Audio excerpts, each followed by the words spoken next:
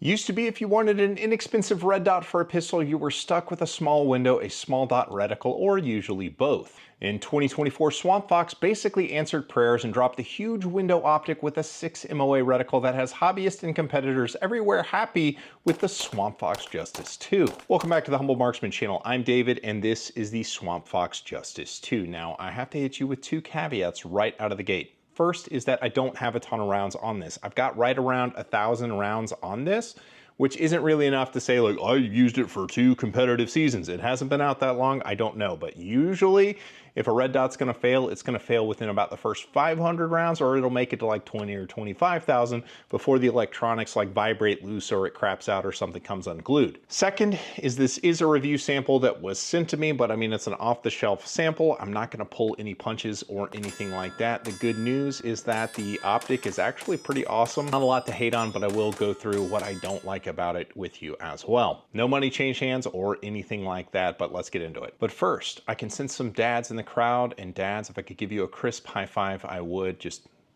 there it is. Let me honor you with this, and this one it may not be safe for little ears, but I thought it was pretty funny. Why don't roosters wear pants?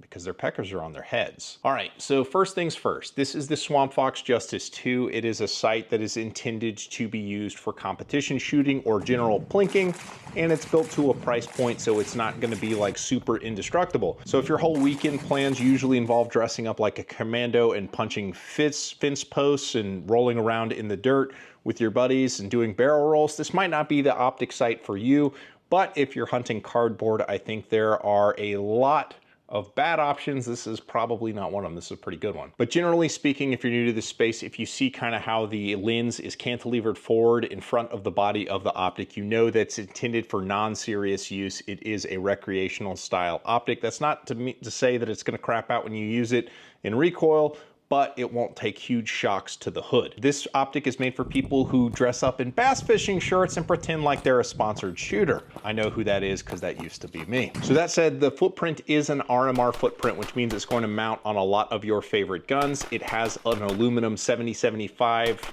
body, which is the high spec aluminum, the high strength alloy that you want. It's what the premium sights are made out of. The reticles are available in a couple different sizes. They've got a 6 MOA in red or green, and then a multi-reticle in red. The 6 MOA is awesome, but if you like that kind of bigger dot to help get the dot back onto the screen, they've got that option available to you as well. The glass on the optic has sort of a minty green tint. It's very minor, it's not too distracting, and there is a little bit of a distortion going on, a little bit of a warping and fisheye effect you see there. It's because it has a Mangan lens, and that's the technical term for it, but that same kind of glass is also on a Trijicon SRO.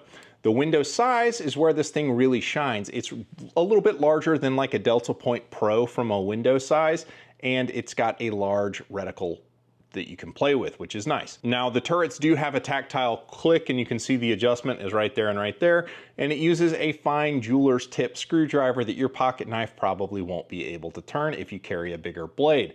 So that little tiny Allen key that has the fine tip screwdriver, keep that in your range bag, because if you find yourself on the range without it, you may not be able to get your optic zeroed. Ask me how I know. So that's a little irritating. I wish that the turrets had a larger slot on their adjustment, but this is becoming more of a thing. I've seen more optics with this style of turret on them, so just be aware.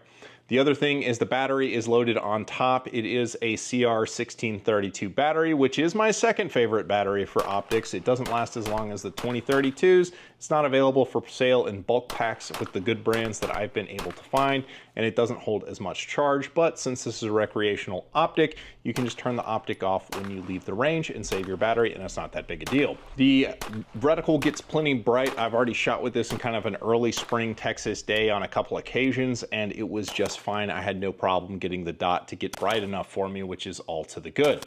Now, the price on this is where this thing really starts to be cool. If you look on their website, they say it's like worth 259 bucks.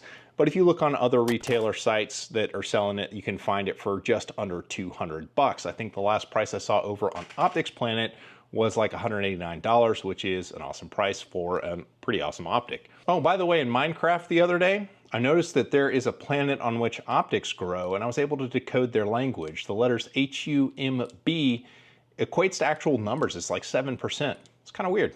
So yeah, that is the Swampfox Justice II. I'll be doing some more budget optic reviews for these competition dots specifically, but it's a pretty awesome optic. Check and make sure you're still subscribed to the channel so you can see more content like this. Appreciate you guys.